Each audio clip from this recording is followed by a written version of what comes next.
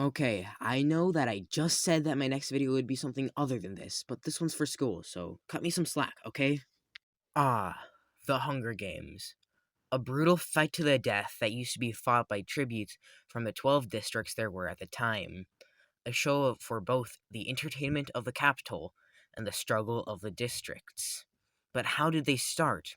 Why did they start? How did they end? In this video, you will find out the answers to all those questions and more, and also learn about the main element that the Hunger Games brought to the table: control. Our story starts with the creation of Panem, which was created from what used to be the North American continent. Before its creation, the sea level was rising fast, and most nations were fighting it out to gain a piece of this fertile, green soil. In the end, after all the countries involved in the fighting had inevitably killed each other, a new nation rose from the ashes: Panem.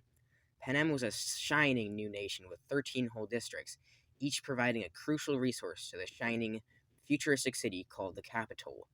District 12 provided coal from their mines, District 11 provided wheat from their farms, and District 4 provided fish from the ocean, and the list goes on.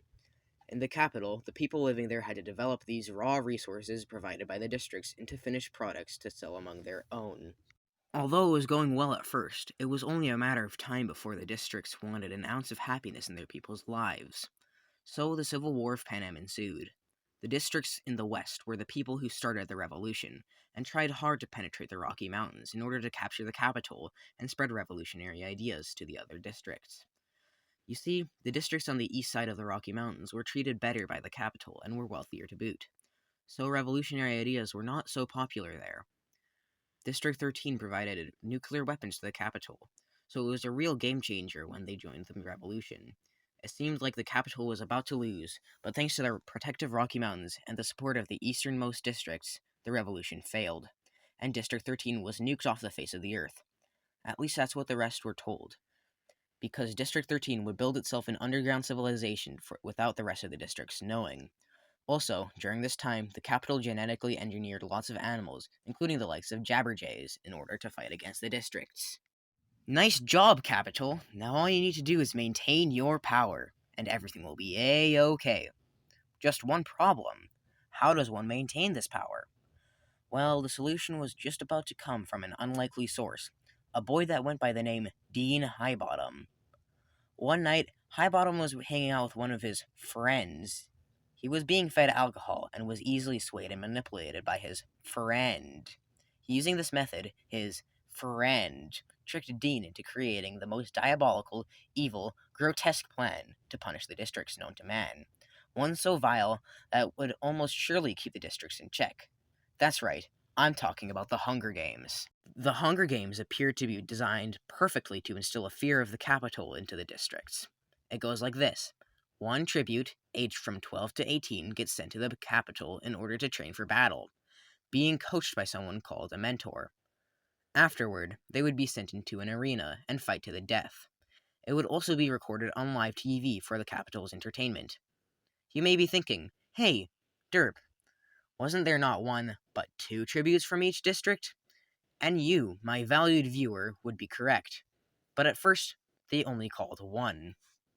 Now let's talk about what happened when they started calling two tributes from each district, one boy and one girl.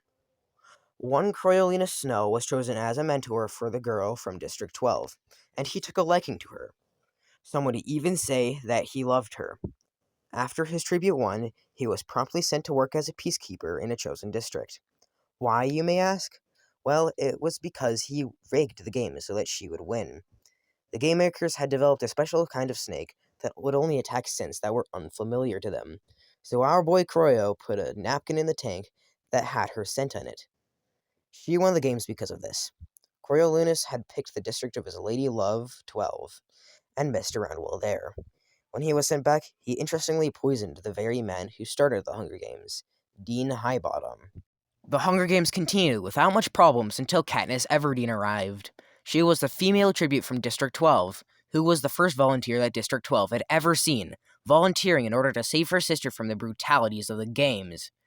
She illegally practiced hunting, which gave her a slight edge in the games, but it was nothing compared to the cliff face that the career tributes had. Something interesting happened in the games then. More than one tribute was allowed to win at a time, as long as they came from the same district. But when Katniss tried this, the rules were promptly changed last minute. But instead of just killing Peeta and getting it over with, she decided to try and kill both of themselves at the same time. The Hunger Games need a winner, right? So they changed the rules back, and they stopped themselves from dying. The Capitol didn't like this, so they changed the rules again so that tributes who had already won the games were thrown back into the mix. Lo and behold, Katniss is chosen again. She made it through another Hunger Games alive, but before the games ended, she got her tracker hacked out of her arm, and she got carried out of the arena by an airship against the Game Maker's will. During these events, District 12 was bombed. This was likely very sad for Katniss, considering it was her homeland. The only survivor she could find was a family cat. She initially hated the cat, but now she gave it some sort of respect. She was then transported to District 13, a place she thought was nothing but a nuclear wasteland for her whole life. After some negotiations, it was decided that she would be performing in some propos. These were just propaganda.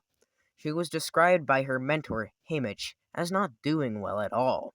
Her most compelling moments were those that were in the arena, which was a place of danger. So the filming crew decided to take her to a refugee camp in order to film, and got much better results. Using these propos, the rebellion gained traction among the districts. The Capitol responded by blowing a bunch of stuff up. In reality, the new rebellion was a set of loosely connected, complex events, all with a similar motive. I won't be able to go into detail here, but I will say that the reason for complexity is low communication abilities. Most districts had the incentive to just act on their own. A lot of the core resources fell from the capital and rose toward the districts. Life conditions in the capital were declining, causing even some of them to join the rebellion. All hope was lost for real this time in the capital. In other words, the capital had lost its only chance of survival: control. That takes us to the present day. Now you know everything about the Hunger Games, although it was very summarized.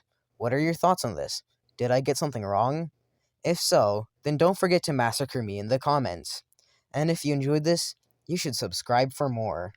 Now, I did this for school, but if you want to see more history videos taking place in fictional universes, like Avatar, not the one with the blue people, or maybe even Calvin and Hobbes if I'm feeling frisky, comment muck backwards. See you when I decide to be productive again. Subscribe, I beg you.